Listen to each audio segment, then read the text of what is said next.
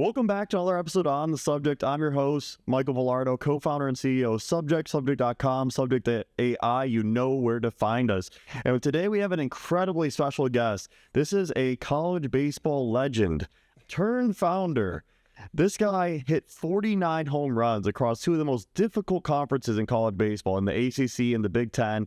He was a standout at Wake Forest, where he was a captain on one of the best teams in college baseball recent memory, ranked #1 at peak timing. And then he ended up finishing his career at Penn State, Go Nittany Lions.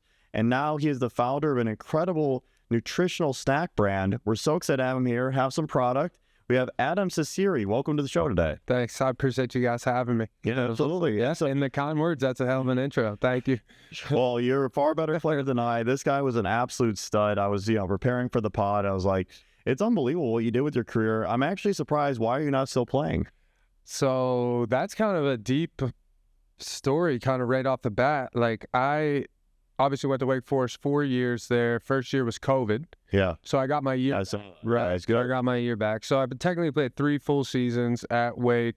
Really, really struggled early on. Like, really struggled. Couldn't adapt to the game really well. On and off the bench, pinch hitter. Ended up having a solid career at Wake, but my senior year, things were going pretty well for me, and I actually tore my hamstring up. Oh, wow. I didn't realize that. So injuries are tough. Yeah, but it was brutal because I tore it celebrating a double on second base. Okay, where was this? This was at Wake in a midweek game. What was your second base celly? What was your double celly? The double celly was just like revving it up on a motorcycle. Yeah, okay. You know what I'm saying? And you got to have a good double celly, everyone out there. It's very important. You do. And it was just brutal because, I mean, at the time I was playing really, really well. Like, was super fired up about it.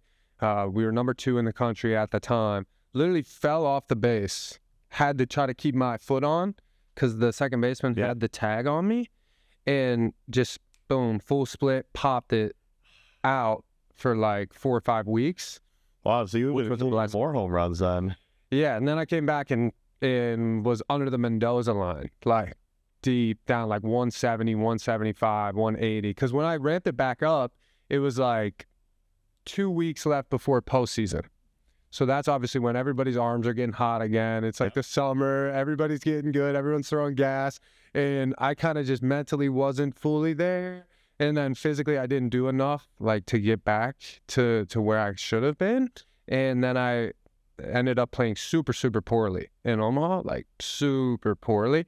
Went to Penn State as a 5th year, had a solid year. But at the time, you're a right fielder or a left fielder, 23 years old with some strikeout problems. It's going to be tough to get signed. And so then once my career finished up, I just kind of had a self-reflection moment of like, okay, I played every day, 3 straight years, ACC, Big Ten, Big Ten championship, College World Series, ACC championship. Every scout and their mother got to watch me play. Like, you know what I mean? That's true. Everybody got to watch me play. And so if they weren't going to sign me at that point, then going the indie ball route for me was kind of just delaying the inevitable. Like, I think you made a great choice, by the way. I mean, we are huge in education here, so, we talk about it a lot. I talk about it all the time that you should be getting the best degree possible. You went to Wake Forest, it's an incredible degree. But, let's talk about the decision to not play indie ball because, one, I think it's brilliant. You did the right thing. And now you're a founder. I'm a founder, so I'm a huge fan. Thanks. I love what you're doing. These folks don't realize out there, and this is an opinion, let's see if you convey it too, that playing ACC, SEC, Big Ten, and we'll get into that in a bit, it's more enjoyable, more fans, and in my opinion, a higher quality of baseball than the minor leagues. Now, you have more experience and pro players there, don't get me wrong, but the only thing bigger than playing big-time Division I baseball is playing in the MLB, in my opinion. Would love to see you elaborate on that. Yeah, I mean, that you basically hit it on the spot from an indie ball standpoint. It wasn't necessarily the lifestyle that I was super afraid of, other than the fact of, like, I'm going to have a life past baseball. Yep. Right? So it's like, if I start at 23 rather than 27, I just give myself that 4 years of leeway. It was literally... That is a way to think about that. That was so well done. It was just a life decision. And my parents were sort of on board with that as well. Like, when I explained it to them, obviously the ego in them and the ego in myself was like, well, I'm a good baseball player. I could keep playing baseball. But they were like, yeah, you're a smart kid, well-connected. some resources around you. Like, let's see what we can do somewhere else. And that's why I didn't take the indie ball route. Now, I will say that I coached minor league ball with the Phillies. I saw that you were with High Point for a bit, and then you were with the Phillies for a bit. Yes, and I will say that I thought that minor league players got treated way better than what the public opinion is. Like, but do you think they get treated better than Wake Forest? That's a tough one to answer. I think yes. Really? Okay, so would you rather play in Reading or play in Nashville for Vanderbilt? Maybe we don't say Reading so you're not going against your former job. Let's pick another random team out there, a minor league team. I'm trying to think off the top. The Knoxville, let's call it the Tennessee Smokies. They're the AA team for the Cubs. Tennessee Smokies or University of Tennessee playing for the Vols? For 1 year? Yeah. I'm playing for Tennessee, the Vols. Yeah, right? Yeah, exactly. It's like just a minimum experience. Because, especially where we're at with college baseball today, it's gotten a lot better. I mean, when you played is exceptional. Did you go through the transfer portal or were you a graduation transfer? Because, I went from Penn to Purdue, but back then there was no transfer portal. So I had to graduate early to transfer. You were right on the edge. Curious, did you go through the portal or were you specifically a grad transfer? How did you navigate that process? It was the portal, but I was a grad transfer. I graduated from Wake Forest. So even if you didn't have the transfer portal, you still would have been free to transfer? Yeah. Because you graduated with the degree. Because I graduated with the degree, 100%. But yeah, I hit the transfer portal. Transfer portal was sick. I'm a big fan. I agree. I'm pro player all day. Yeah, I'm a big fan. The only people who get in trouble out of the transfer portal are the players that do it to themselves. So did a bunch of people reach out to you? I mean, someone with your stats, I'm sure you probably had a lot of inbound interest. Yeah, it was interesting because I finished up at Wake playing so poorly. I'm saying so poorly that I quit for a couple of days. I quit. I put my name in the transfer portal. Well, I had my exit meeting with Wake. I was like, yeah, I'm going to move on. I'm going to coach. Don't really know. Not really liking this baseball thing anymore. Decided to throw my name in the portal, but quit. Yeah. Okay. You know what I mean? So I was like, I'll throw my name in the transfer portal. See what happens. But I'm going to quit baseball, right? And then I quit for 3 or 4 days. And that was a short retirement. When my name hit the portal, it was pretty on par. The first team that called me was Clemson. Wow, conference rival. Yeah. Quick. And Bakich threw me a hell of a recruiting spiel and a hell of an offer. And I was respectfully, with all due respect, if I play in the ACC, it's going to be at Wake again. Yeah, how did Wake feel about you throwing the name of the transfer portal after quitting for 3 or 4 days? Not good. Yeah, not good. I mean, we're good. We have a great relationship, but they wanted me to come back and play there again, and I needed a new environment. I needed a new place to try and thrive. And if I wanted to quit, I knew I had to go somewhere where I was a mortal lock to be in the lineup.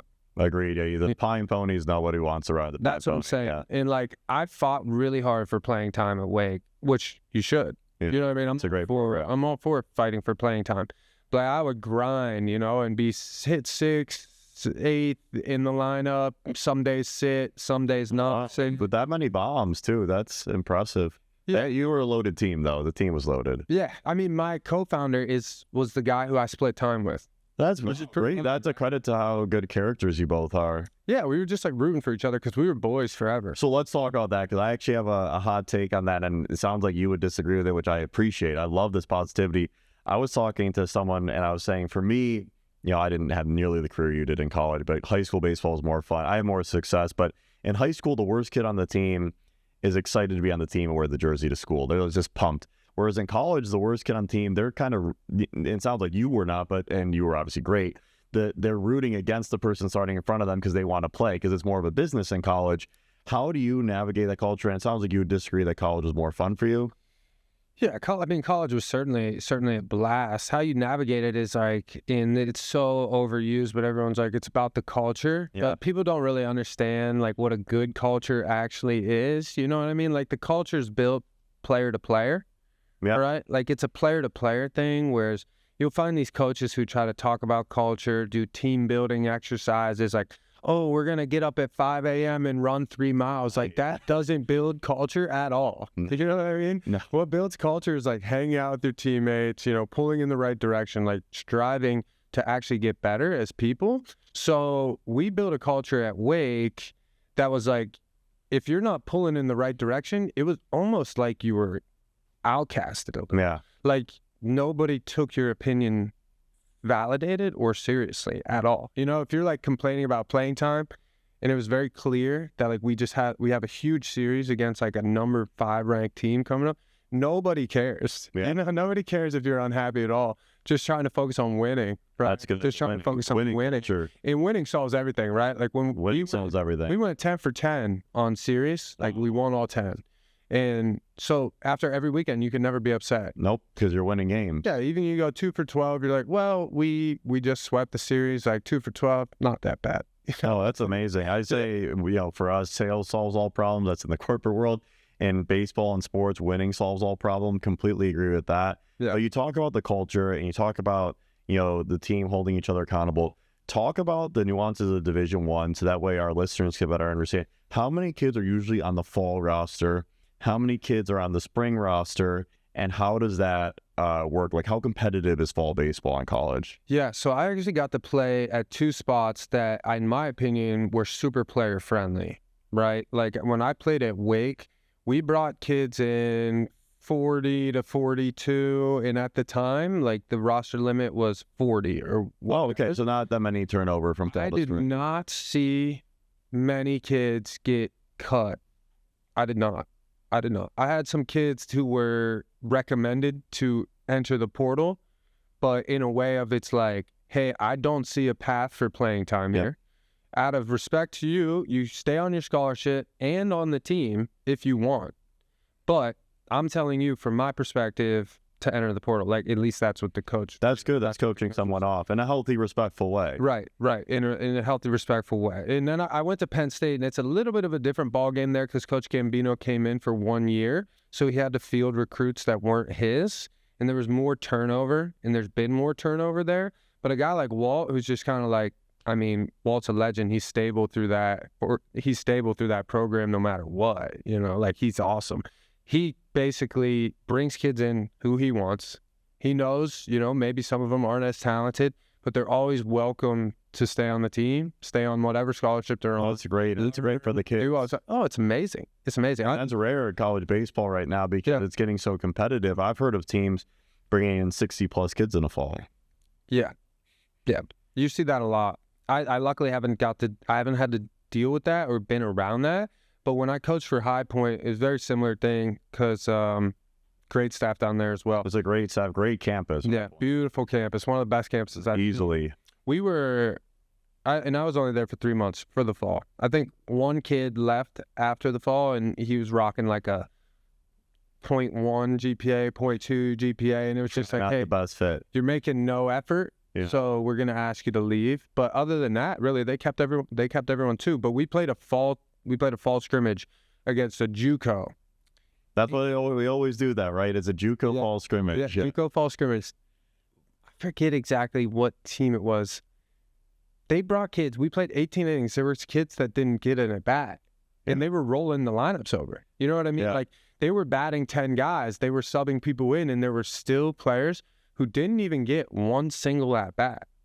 And it's like, yeah, are you playing on a JUCO team? Or are you playing college baseball? But like, really? Are you? You know what I mean? Like, That's so hard. So it's pretty crazy. It's pretty wild. How would you talk about the difference in fall, Division I baseball, spring Division I baseball, and then summer ball? As someone navigating their career, how did you approach each season differently? Because they're very different styles of baseball. Yeah, so I was a guy, I only played 1 year of summer ball. My summer ball journey was a little bit of a fiasco. Like, why? So I came in as a true freshman, and I broke into the lineup, and I was. You're off that hot start. You had 4 home runs in the COVID season. Yeah, I was fired up about it. Like, we were playing Louisville, number 2 Louisville. I was a true freshman. I was batting 5th in the ACC series, and I was like, okay, like, this is kind of what I imagined my life would be. And, let's go. Let's go. Yeah. So then COVID cancels the season. A little bit later, I go home, play in a local league. So I played in that summer ball league, and just came back on a Cape contract, right? Like I came back as a sophomore, and it was like agents like, okay, the goal is Team USA, obviously, and if not, then Cape Cod.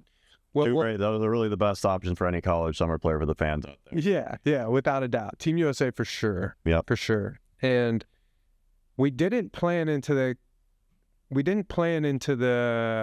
recipe hitting 192 and not playing like half the games. We didn't mix that one in. So like halfway through my spring season, I got a call from the Cape Cod team. What team was it? Bourne Braves. Yeah, and Coach Walt comes walking up to me. They're like, hey, Bourne's going to release you from the contract. And I was like, Bourne's never seen me play. Yeah, without even playing a game. I was like, Bourne's never seen me play. So I get released from that contract, and I'm like, okay, I'm going to go do a swing revamp instead, train. Yeah. And back home in PA? Yeah, so I went home, tried that for like a week, and I was like, no, I need to play. Yeah. I need to play. So I ended up playing Valley League. It's in Virginia. And had a time. Yeah. Oh my gosh, awesome. So much fun. But that was the only year of summer ball that I really played, Charlottesville. The year after, I hit 316, so I thought I was going to get drafted, so I didn't play summer ball, right? And then the year after that, I entered the transfer portal, so I didn't play summer ball. Yeah. So I only played 1 year, but one story that I tell a lot of people, and I've shared this on socials, is like my junior season after I hit 315, 14 homers in the ACC, playing every day, I'm like, I'm getting drafted. I got a call from a scout, and he's like, are you playing summer ball? And I was like, no, I'm not. And he was like, do you love baseball? And I was like, yeah, I do. Yeah. And he's like, well, I'm just wondering because, like, you only played 20 summer ball games last year. You're not playing summer ball this year. You know, we play like 150 games in the minor leagues. Yeah. And I was just kind of sitting there. I was just like, So I'm pretty adamant about getting between the lines, right? Especially if you're a caliber player. I mean, I don't know how you feel, but the development in a cage can only take you so far. Yep, agreed. So play games, play as many games as possible. Go out there and fail, right? Like failure's the best life lesson. Fail. Yeah, I hit a $192, right, and kind of got smashed in the face, and the only option I had was to get better. There was no other choice. So I just tell guys, like, if you can get between the lines, you're going to learn a lot. Getting in the cage is great. Pitching coach, great. All that stuff, valuable. Nothing more valuable than being between the lines, and nothing you'll remember more. You're not going to remember like training with that hitting coach and having a great time compared to like going play summer ball in the Cape and hitting 10 homers. You know what I mean? So playing baseball is amazing. It's a great game. What are your favorite memories from college baseball? A lot of good ones. A lot of off the field ones, as everyone would. Please tell those. You'd love to hear those. There's some that it's comfortable sharing. There's some that the brotherhood of baseball, obviously some stories have to go to the grave. You know, that's just how it goes. But the two that stick out in my mind, obviously one clinching the College World Series. We were playing Alabama and hosting a super regional, packed house. Place was like full pandemonium, and we beat them like 26-4 or something egregious. So it was like the fifth inning, and we were going to Omaha. Yeah. And the fans were just going nuts the whole time. Then like you dogpile, and then everyone, obviously you party that night, and like you just remember that whole sequence of events from like showing up to the field, dogpiling, then like letting loose with the guys till like 4 or 5 in the morning. The partying. You know what I'm saying? Who is it? All players only? Do any coaches come to the party? No coaches to the party. No coaches to the party. Just the players, some team managers, student managers, obviously are always welcome, and then any other college student. That's fun. The girlfriends. Of course, you're invited as many girls as that'll be one of the best days of your life. That'd be incredible. Yeah, it was incredible. It's good. Me and my buddy Tommy Hawk, who plays for the Cleveland Guardians, we remember everything. We woke up in his RV at his house, just like went to bed at like 4 or 5 in the morning. No practice the next day, you know. I was gonna say, do the coaches be that brutal and do like a film session the next day, or they let you have the whole day off? The coaches were thrilled because it was the first time all of them went to Omaha, so it was like a new thing. You know, it was a new thing for Wake Forest because it was 1955, I think, was the last time. Yeah, because historically, Wake Forest hasn't been a huge power, but over the last 10 years, it's been an incredible run. What do you think was the biggest change in Wake Forest becoming, a consistently top 10 ranked team? Yeah, good question. When I showed up, we went 20-32. Wow. 20-32 my first year. We had the worst jerseys I've ever seen. We had it was tough. It was tough to get a couple pair of batting gloves, and we would win games, and I'm dead serious. We would win games on the weekend, and the other team would be laughing. They would be like, I can't believe we just lost to them. We had good players, but our team was terrible. So essentially what happened is the COVID draft was 5 rounds. Yep. We returned a bunch of seniors who, I love them to death, call it out is, they didn't want to be in college. Yeah, they wanted to get drafted. They didn't get drafted in the 5-round draft.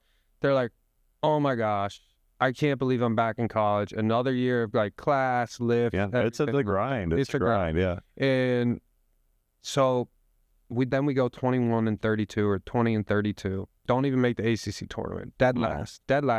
They took 12 out of 14 in the ACC tournament. We didn't make it. Wow. We didn't make it. This was 2021. Oh, this is a tight turnaround. This is 2021. They all leave, and again, love them to death, but they're like, man, I can't imagine how bad you guys are going to be next year. Yeah. And we're like, we'll be better. We'll be better. We just kept telling them, we'll be better. We'll be better. We'll be better. So the best thing that happened to Wake Forest was, when we came back in the fall, there was one position that was locked up. It was third base. Brock Wilkin was going to play third base. There were 8 openings everywhere else.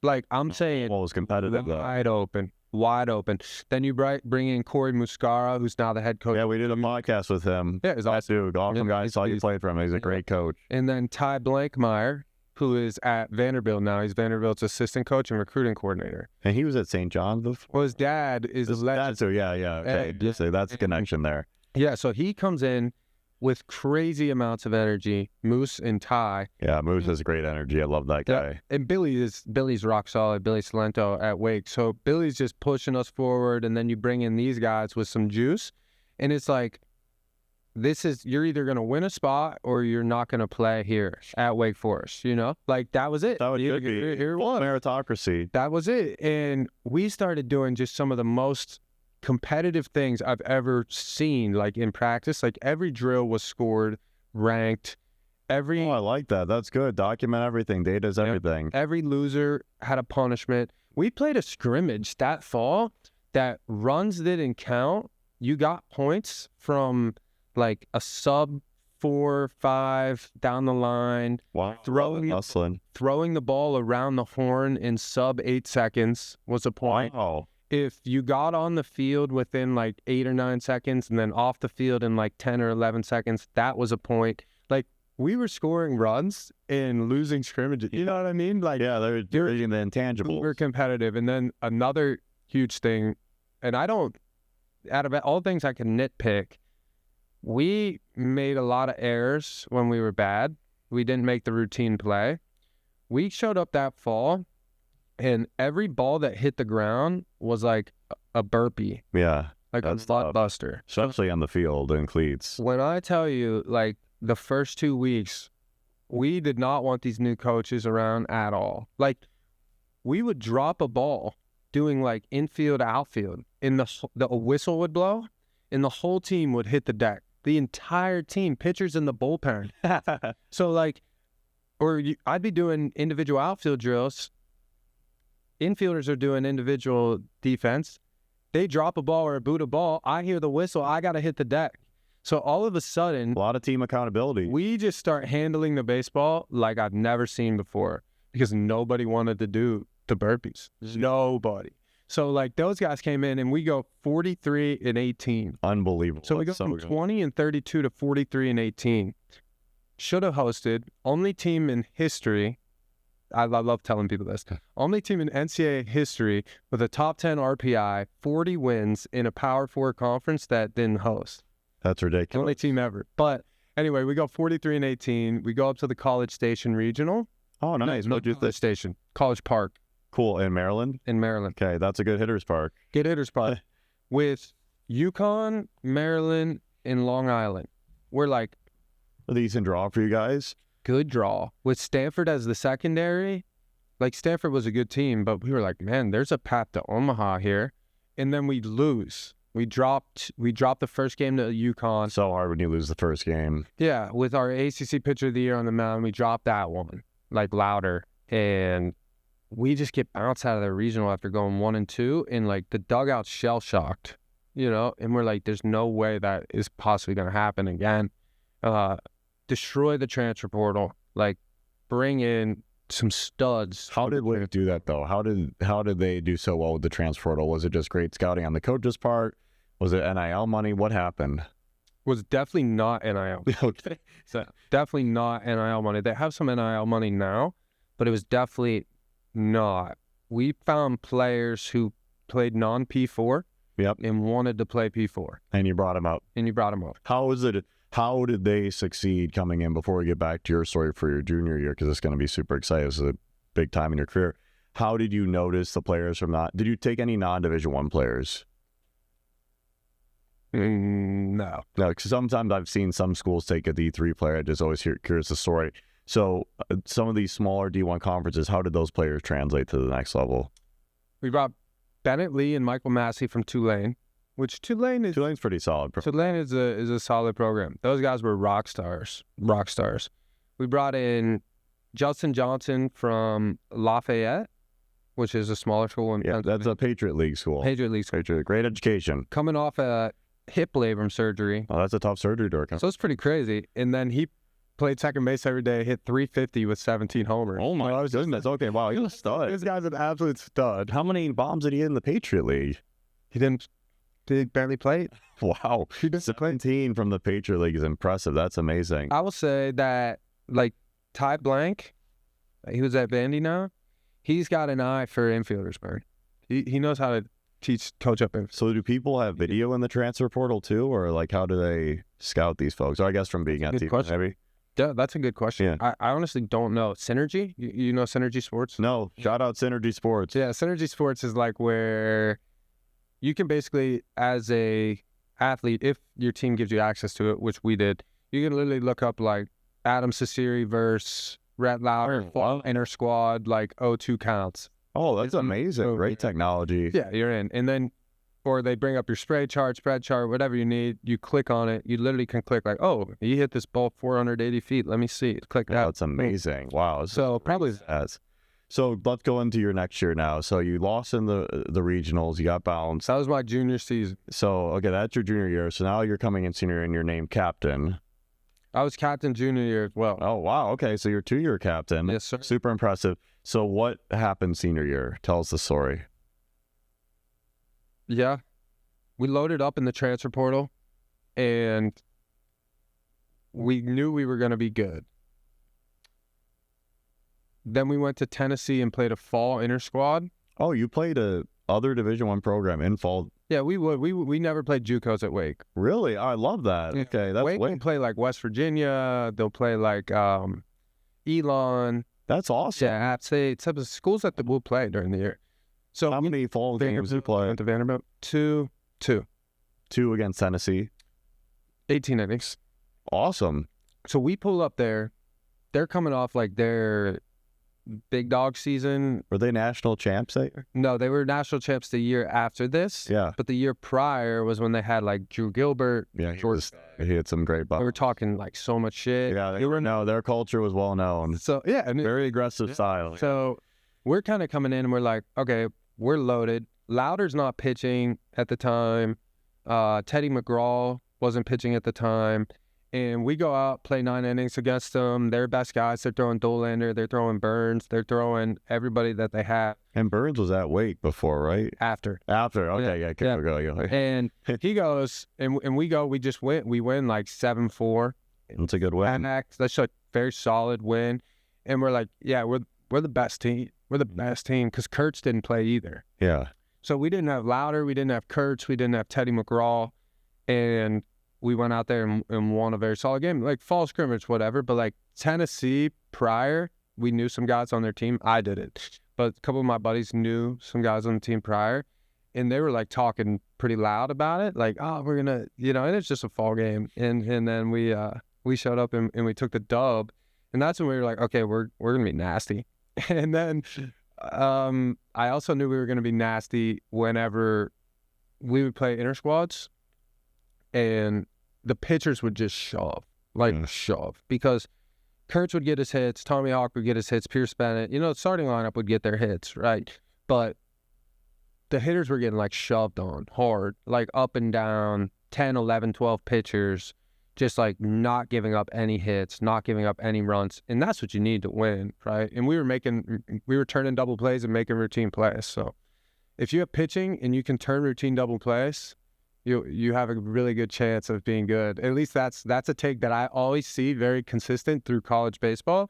If you can pitch, obviously, and when there's a ground ball in the infield and you can roll a double play in college very consistently, 80% of the time, you'll be a good team. You'll be a good team. Yeah. So once that happened, we got into the season. We started 15-0, and then we lost the game to Coastal Carolina. We were like, listen, we're 15-1. We're number 4 in the country. Like, we got ACC coming up, and we just started rolling through it like a freight train. Then it was like, Miami came to town, swept them, went to Clemson, swept them. And I was like, we might be the best team ever. Like, we might be the best team I've ever seen. Like, we were dismantling opponents. And the best part about that team is I love the coaches to death. They did a lot to construct that team and a lot to manage that team, but that team flowed by itself. That team flowed. Good culture. Itself. Yeah, that team was, when shit went down off the field, it was taken care of. By the captains. Even the best part is like, even the captain. That's even better. When like, you don't have to have someone policing the team. Yeah, like we got in a little bit of we would get in trouble here and there as every baseball team does. You know what I mean, in college, and it was just taken care of immediately. Take care of the leading. Like, hey, we have a lot on the line here. Got a lot of guys who are going to make a lot of money. If you mess this up for them, shame on you. If you mess this up for us, shame on you, dude. Like, it's just super selfish, right? Guys have their careers on the line. Yeah, these are potential millionaires. These guys are millionaires. Yeah, they are, thankfully, due to what we operated there on. So I was like, we just started rolling, and that team policed itself. Like, and that was the biggest thing. We everything stopped in the locker room, right? Like, nothing got out. Yep, that's great leadership. And you end up going to Omaha. Yep, Omaha. That's amazing. Flew straight through the postseason and went to Omaha. So what was your favorite part of Omaha? I played good against Stanford. I had a hit and a walk. After that, I don't have many great memories. I think you're too hard on yourself here. Like, 30, 40 years from now, you're going to just feel like, I made it to College World Series. So don't be so hard on yourself. You had an incredible career, and you're a top 0.01% of baseball players in the world. So credit to you. Did you notice in Omaha anything different around like the environment than it was even in the super regionals? Was there a level of excitement and intensity at Omaha that was more than the super regionals or regionals? Or like, talk about that to so many of us out there and the listeners who never get the chance to experience the level of baseball you did at Pinnacle. When you host, everyone loves you. Yeah, that's true. Yeah. When you host, like, there's no animosity at all. Alabama brought some fans. They didn't have too much to cheer about. So you didn't really hear them, and then you show up and you play a night game against LSU, and there's just purple and gold everywhere. It's a big fan base. I heard Livy Dunn was at your game. You have an interaction. Can you tell the story about your Livy Dunn interaction? Yes. So I just came off the worst baseball game that I ever played in my life. At 6 p.m. on ESPN in front of the world, and literally struck out 3 times, missed a fly ball in the outfield, and I knew I was done playing for the rest of the World Series. Like, I shouldn't have played. You know what I mean? Like, I shouldn't have played. So I knew I was done. And the next morning, it's like lunchtime, and we're staying in the same hotel as LSU, which was interesting. It was us and LSU in the same hotel. Yeah, and then you're playing each other. Yeah, it's funny. And I just go rolling down the elevator. Obviously, Livy Dunn's going to catch your eye, right? And I was like, oh, that's Livy Dunn. I was like, I'm definitely going to go speak to her because that's a once-in-a-lifetime opportunity. Yeah. You know what I'm saying? So literally just super casually, I was like, what's up? What's your name? How you doing? Well, not what's your name, but like, how you doing? Blah, blah, blah. I had some of my teammates with me too, and we were just like messing around, fooling around. At the time, we obviously didn't know that she was like dating Paul Skeen. Yeah, it hadn't been public yet. Yeah. We were going out for pizza, so we were like, well, I was like, yeah, you want to go out? Like, you want to go out for lunch? You want to go out for pizza? She said no to this. But you have to ask. Shoot. It was not the chase. Everyone, like, I mean, was it a wide open shot? Was it a clean look? Like, no. But like, I definitely tried my best, you know. Was she pretty friendly? Yeah, she's really cool. That's awesome. Yeah, she's really cool. So let's talk about, you're from Pennsylvania, Johnstown, shout out. Johnstown, shout out Johnstown. E814. Awesome place to grow up. Great people, great community. Probably not considered a baseball hotbed traditionally. Or sports. Yeah, I'm from Cary, Illinois. Wouldn't be a baseball hotbed either. How did you get ACC offers out of high school, and how did you improve your recruiting stock as a non-traditional background? Yeah. I have good parents, really good parents, first of all. And my dad played at Pitt, 88 to 92, had a decent little understanding of the game, taught me everything I knew. And my mom is... my mom's like 5'10", 5'11", so I was just super blessed early on with size. Yeah, you're very tall. It's funny from your videos, you wouldn't have guessed it. And then when I was doing the interview prep, I'm like, you're listed at 6'5" in Wake Forest, but 6'4" at Penn State. Yeah, I'm 6'4". I'm 6'4". It depends on how high I let this afro rock sometimes. But I was a 3-sport upcoming guy. I didn't really care about baseball or football or basketball more or less than any others. So you didn't know you were going to play baseball in college because you were a 4-year quarterback in high school as well. Yep, quarterback and linebacker. Wow, that's rare when you do play both sides of the ball. So did you end up liking baseball more than playing quarterback, or did you just have a better opportunity to play at the highest level of baseball? Better opportunity. Like I have pretty cool, like I had some football offers in the Patriot League. Like Villanova asked me, they were like, we want you to come play both. Bucknell was interested. Play both baseball and football? Baseball and football. That's huge. Yeah. Bucknell, Lehigh, Lafayette. These are great schools. Great education. Football, right? All on me for football. They're like, yeah, we're interested in you coming to play, blah, blah, blah. And then I had probably 30-plus baseball offers. And I actually... 30-plus, that's huge. Okay, so talk about those. Yeah. So I got my first scholarship offer before I played one high school baseball game. So what were you, like 14? 14. How? I was 6'2", 190, 200. So this is like 8th grade travel baseball? I'm playing, I just stopped playing with a local team, and I signed up for US Elite. Okay. And Coach Ferber, do you know Coach Ferber? He was just on the pod. Coach Ferber was my coach. We just released the pod today. You got to check it out. Wow, we love Coach Ferber. He's amazing. I call him, or he calls me up, super energetic. The guy's amazing. That's one of the coolest people I've ever met. And he's like, I'm going to get you so many scholarships that it's not even funny. And I'm like, I'm 14. My dad's like, hell yeah. And I'm like sitting there. I'm like, dude, I got basketball. I got... Yeah. I was like, whatever, do your thing. So he sent some video out of me. And Pitt calls me, my local school. It was like, yeah, we want you to come on a visit. We're going to offer you. Wow. Well, Pitt doesn't call me. Okay, because you have to call them. Yeah, they tell you, call them. Yeah, like this is how everyone gets around the NCAA rules. Again, we don't make the rules; we play by the rules. Right. But that's something all our parents out there should know. Like they typically will tell you, like tell your coach to tell the parent, tell the kid, have them call me. Exactly. So, and obviously Pitt was that's where I'm from. My grandparents played there in the city. My dad played there, and I was like, okay, sounds good. I was like, I'll be there tomorrow. We went on a visit. They're like, we'll give you an offer, 75%. That's huge. For a position player especially, that's huge. At the time, like, the offers were falling in the range of 65 to 75%. So I got an offer from Pitt before I played one high school baseball. That's insane. Then they came to my first high school game, and I went 5 for 5. And you were on varsity as a freshman. Yeah. Varsity as a freshman. See, that's what it takes. It's incredible. Yeah, and they're like, he wanted me to commit, obviously, because they knew, I'll call it out as they knew that would have been a good gift. Yeah, They knew that would have been a good gift for them. But I didn't really have any interest in committing. I was 14. There's no rush, yeah. I have a whole story on that too. But yeah, let's hear it. So then I got an offer from UVA, the reigning national champ. As a freshman? As a true freshman. Oh my goodness. I went and played a couple tournaments, and I knew nothing about the travel ball landscape. I didn't know anyone was ranked. I didn't know who anyone was. I didn't know what Perfect Game was, what USA Baseball was. I didn't care.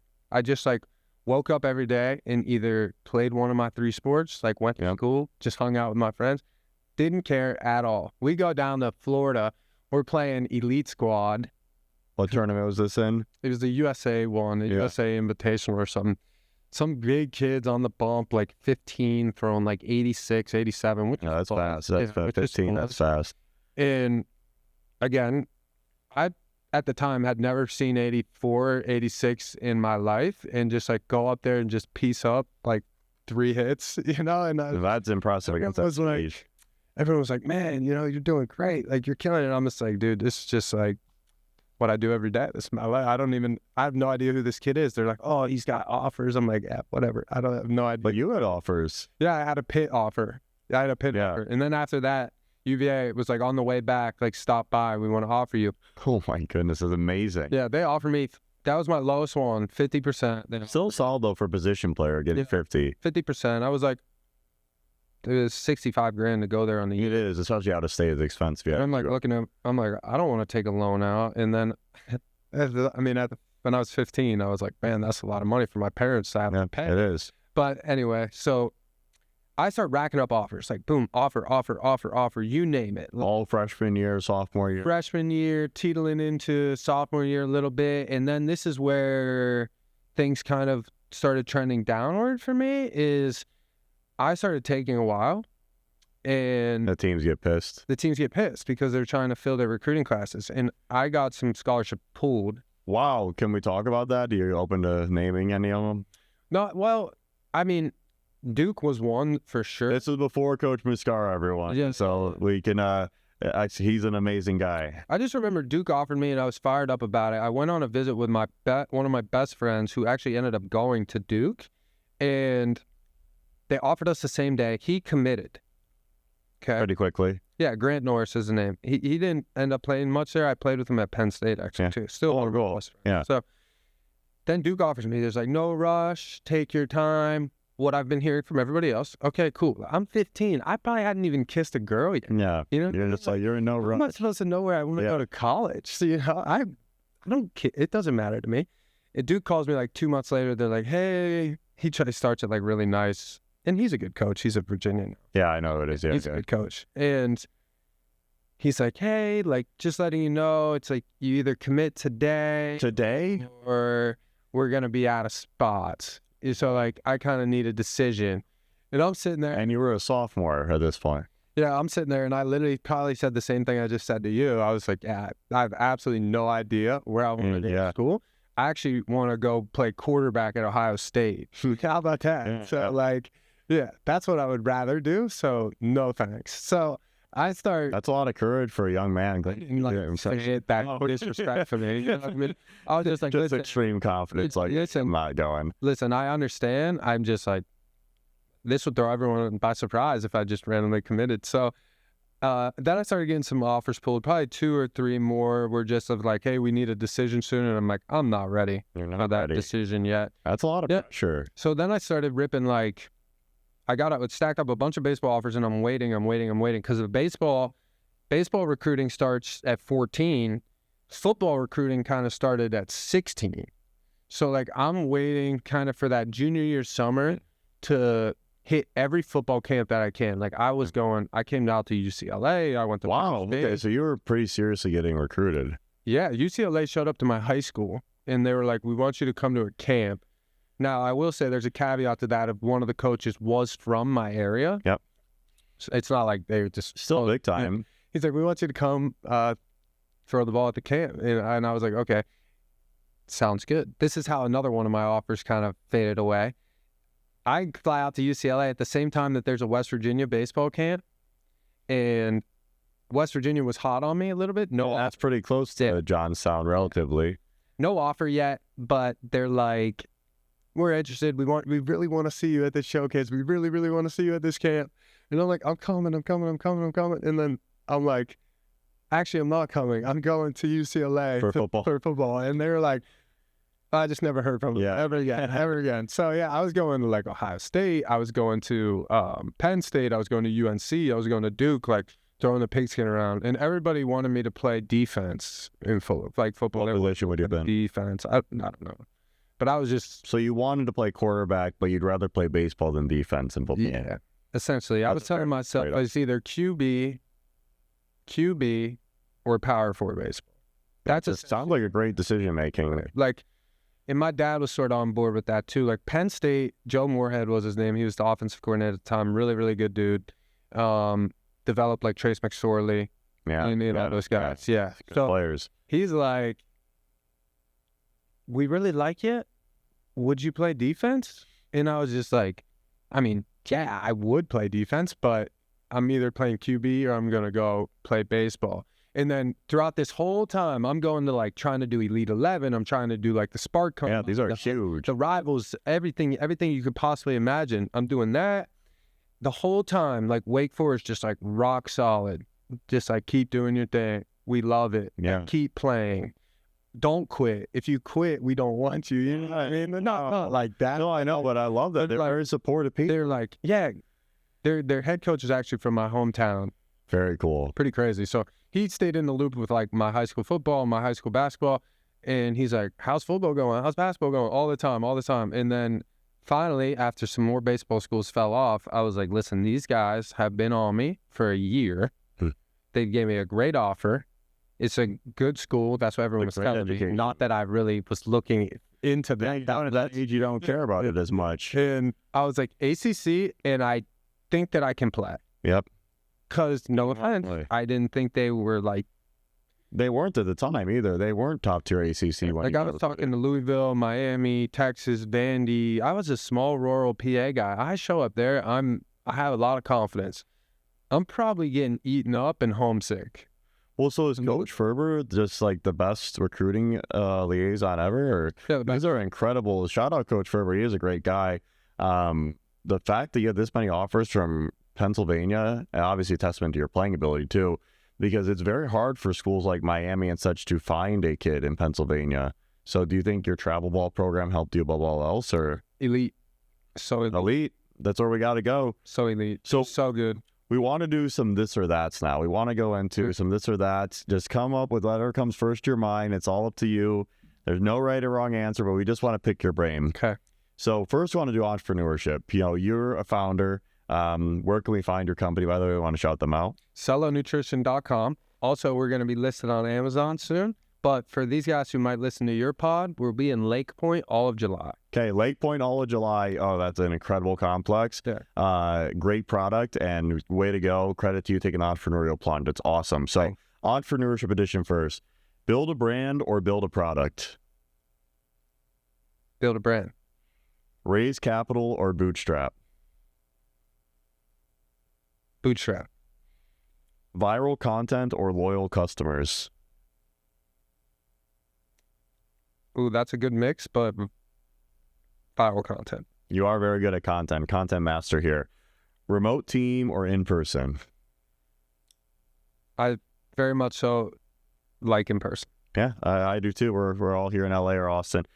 10,000 followers or 10,000 customers? 10,000 customers. If you said 100,000 followers, 10,000 customers, I maybe would have said. Yeah, I like that. See, we're always thinking personal brand or company brand? Company brand, because it's very personal to me. Yeah. It has my own last name as part of it. So it's like, that is my personal brand. It really is. I like that. But it's my company brand. So let's do the athlete edition now. Weight room or batting cage? Batting cage. Recovery day or training day? Training day. This one might be a little unfair. You can answer now if you want. Wake Forest or Penn State? From a team standpoint? Whatever you want. Yeah, from a team and experience standpoint, Wake Forest. From a personal, selfish standpoint, Penn State. I like it. There we go. See, both fan bases can be happy with themselves. Yeah. GPA or exit velocity? Exit velocity. Team captain or team MVP? Team MVP. College baseball or minor league baseball? College baseball. Okay, that's a great segue because now we're going to go into a college edition. Wake Forest degree or SEC baseball pedigree? My Wake Forest degree has helped me a lot since I stopped. Great answer. Everyone here, education lasts for 40, 50 years. Your athletic career likely will not be long, but I hope I'm wrong. Not to get off the subject, but as soon as I started the business, I immediately called up my entrepreneurship professors at Wake Forest, and they literally will meet with me anytime I want, any time of day, and any question I ever have, they answer. Amazing. See, I always talk about this, and this is fine to take a pause on this because this is beautiful. You should be prioritizing your 25 to 75-year-old life when picking a school and not your 18 to 22-year-old life. 4 years is a lot shorter than 50 years, and it's hard when you're a teenager to have that mindset because you want to do what's cool, you want to impress your friends, but that degree can benefit and you know, living a great life in your 30s, 40s, and 50s is a lot longer than the 4 years, so think about it that way. The Wake Forest entrepreneurship program is by far the most fun classes, best learning, most real world thing I've ever been a part of other than sports. I love that. Dudes who have sold companies for over 10 figures. Let's go. They just walk you right through it. Like the first one is like, there's 3 classes in the minor. They're trying to make it a major. I don't know if they have yet. If that becomes a major, everybody in the country should go do that program. Anyway. Shout out Demon Deacons, right? Wake Forest. It's like startup 0 to 1. Yep. Right? It's a great phase. And then growth, a little bit of scaling, and then like major scale and exit. Yep. They also do pitch competitions. There's like... Which are great. Pitch competitions are the best way to simulate pitching to venture capitalists for a collegiate student. $50,000 rewards, helping you get investors. They'll help you launch a product into Wake Forest if you need, like into the convenience stores. I'm telling you, unbelievable. Like every day I was like, I went to class all the time. I was a good GPA, good student. Class got me in the routine. Like I enjoyed getting up and going to class because what else was I was just going to lay in bed for another 45 minutes. You know? So I was going to get up and go do something. And I would be so fired up to just go. Yeah, I love it. Entrepreneurship. To me, entrepreneurship's the best sport. People are like, I tell people, I'm like, I'm minored in entrepreneurship. They're like, oh, what? Like, because I was communications and entrepreneurship. So everyone is like, oh, so you didn't do shit. And I was like, well, I did. Communications was easy. Entrepreneurship was very real world. The grades in those classes didn't matter that much, but you were learning like what to actually do as soon as you got done. And it's funny because that's how I started with this. Anyway, I love that. Let's go. Back to the segment. This is a great segue. Internship or summer ball? Summer ball is your internship. I've never had an internship, so. Well, you're a founder. Yeah. NIL deal or business ownership? Business ownership for sure. Yes. Be longer term with your vision. Don't be so short-sighted. D1 bench player or D3 star? From a baseball standpoint? Whatever you want to take it, yeah. From a baseball experience standpoint, I'm taking playing every day of the week. Yeah, playing's more fun. The bench is horrible. The bench is horrible. It's a tough place for your mind to be. When you're on the bench, a lot of distraction Especially when there's like a lot of fans and stuff, and you're just sitting on the bench, you're just like, it's so stressful. Yeah. Transfer portal or stay loyal? Portal. Do what's best for you. Yeah, everyone's going to do what's best for themselves, so it's good to acknowledge that reality. Yeah. The kids get themselves in trouble in the portal. People are like, oh, the portal, this, portal, that. some of these kids transfer out. They're like, I'm entering the portal. I'm like, you just threw at a 7 ERA and you're going to try to transfer up? Yeah. When you don't play, don't blame the portal. Don't blame anyone who recruited you. Blame yourself because you had stability. And now you're leaving. And you weren't good. Yeah. And now you want to transfer up? Get out of here. Not a good decision. You got. That's why, like, when I was in the portal, I had a Arkansas offer, a Clemson offer, Duke offer, like This is some great a UNC offer, an NC State offer. And I'm like, I knew I needed somewhere where I was just going to play. You know, like I just came off a bad year. Like, I'm not going to go try to compete for a spot. I know that sounds kind of soft. I knew that. Like, I knew I had to go to somewhere where I could just work on myself and then look at the lineup and still be batting third. Yeah, so you had a great approach. Graduate degree or another year of eligibility? I guess this is because you could actually, this would be a good one for you.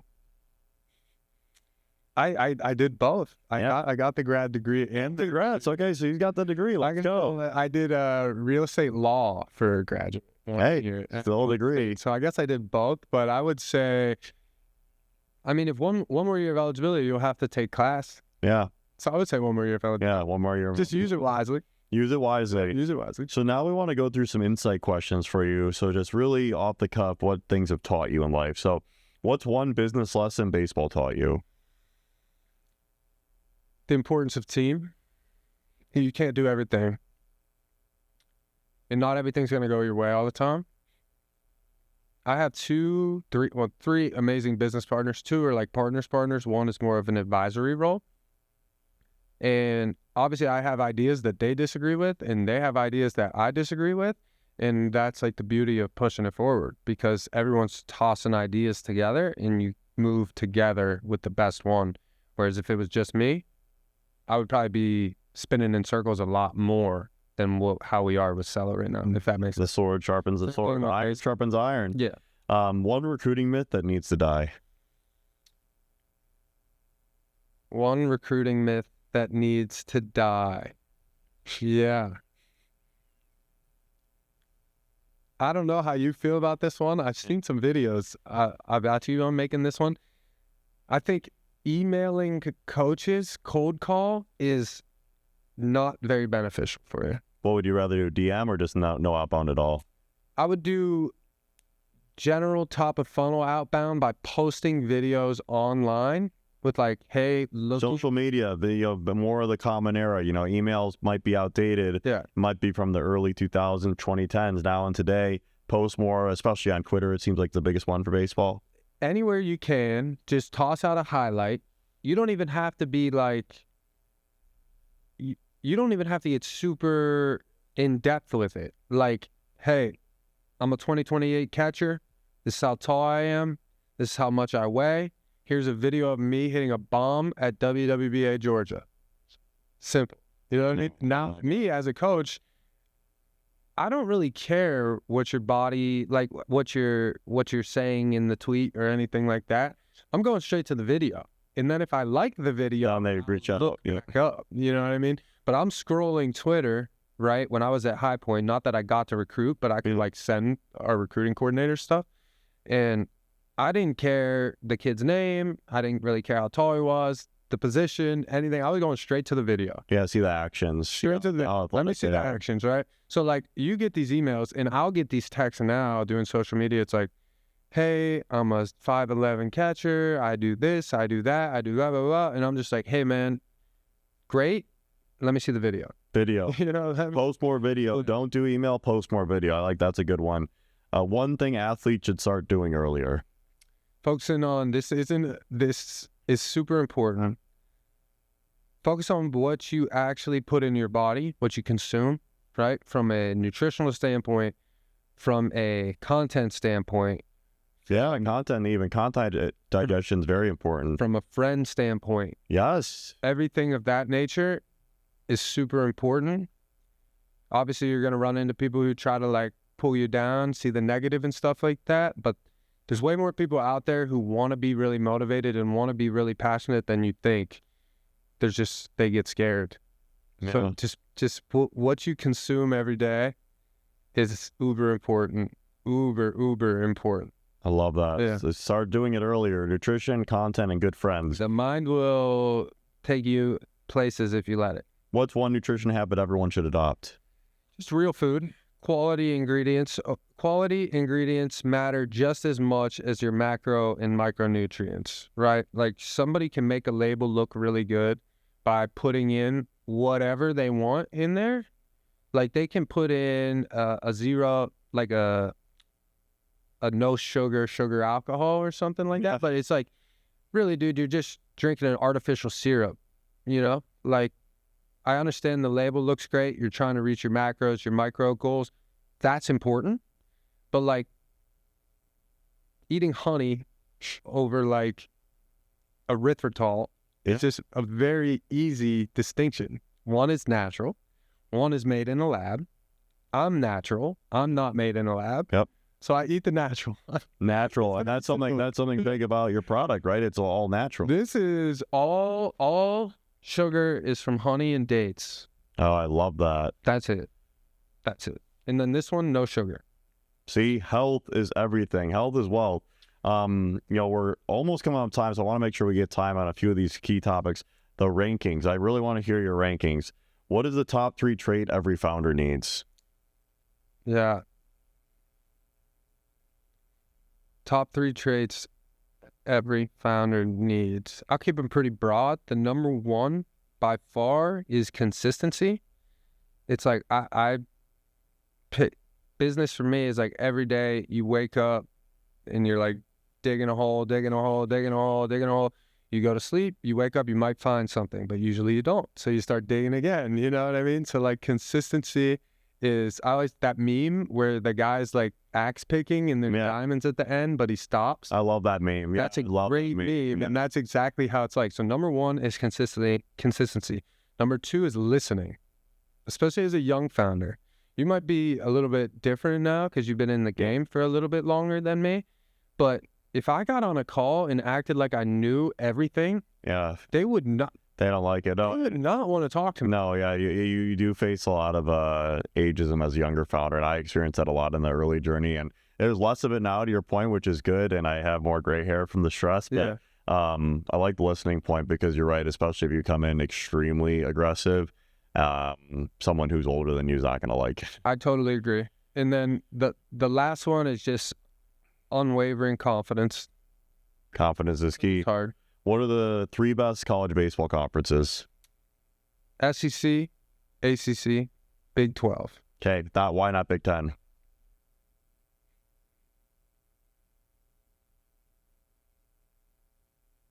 I just think the Big 12 is better. Yeah, that's no real. What's the biggest threat to young athletes today? Social media, poor nutrition, lack of discipline, or distraction culture?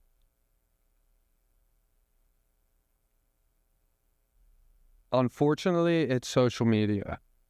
But social media could be the best thing for you. Yeah, if your feed is good advice, stuff, motivational, like actually really beneficial, you learn a lot. You find mass information out there. Mass information. I think a big reason why I have a good social media following is I don't tell people what to do. I tell people what I did. So instead of me being like, that's wrong, I'm like, here's what I did. Try it if you want. You know what I mean? Yeah. People, I very authentic. Then people like that. And so it's not preachy. You see a lot of people, preachy. Yeah, it's about getting clicks and views, and I understand that. So sometimes you people come on very strong, and they're like, definitely don't do that. Definitely don't do this. And then there's whole arguments. You know what I'm saying? So I teach from experience rather than just thoughts. You know what I mean? I teach from experience. Yeah, your story times are amazing. Yeah, I love the story times. That's it. Your stories that's are great story. Unfortunately, it's social media. Unfortunately, but it shouldn't be. If you could rule out Wake Forest and Penn State, since you went there, so we don't want to put them on the spot, what would be the 3 top dream college baseball programs you'd want to go to?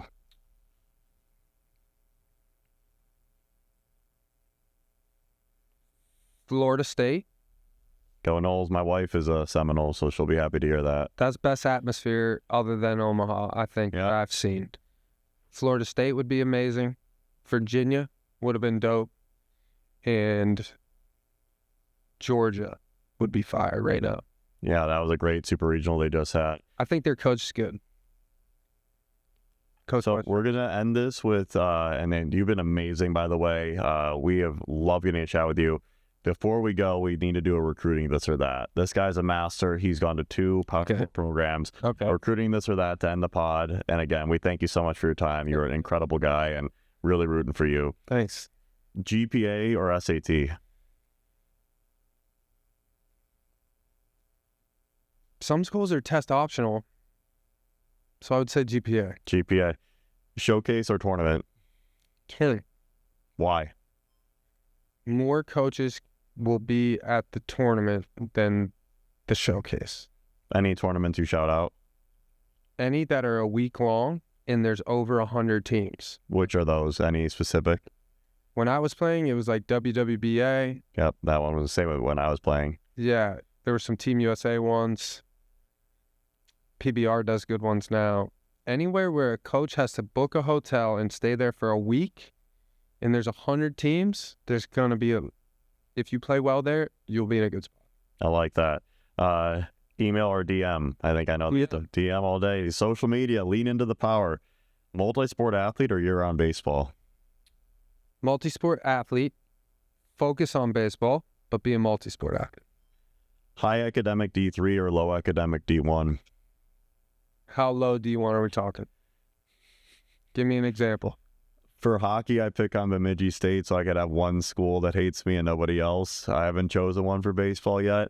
I could do one near you, and no disrespect to the school, but like Youngstown State, or let's say you go to Youngstown State on a baseball scholarship or go play at MIT or NYU. Okay. Yeah. So you're going to go to MIT or NYU, but I think there's only very, very, very limited D3s over that. You know what I'm saying? Totally, yeah. We do the extreme too. But yeah, that's an extreme. Like MIT, NYU, yes, absolutely. I understand that one. Yeah. Like other D3s, there's some more, but other D3s compared to Youngstown State.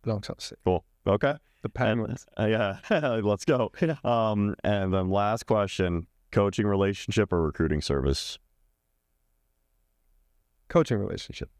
Hey, so you're here to hear. We have Adam Cecere, the founder of Celo Nutrition. Incredible guy, incredible guest. We're so lucky to have him on. And where can we find you on social so the fans can be able to find you? Yeah, just my name on Instagram, Adam Cecere. My name on TikTok, Adam Cecere. That's the only place that I rock it. And I have one account, just me.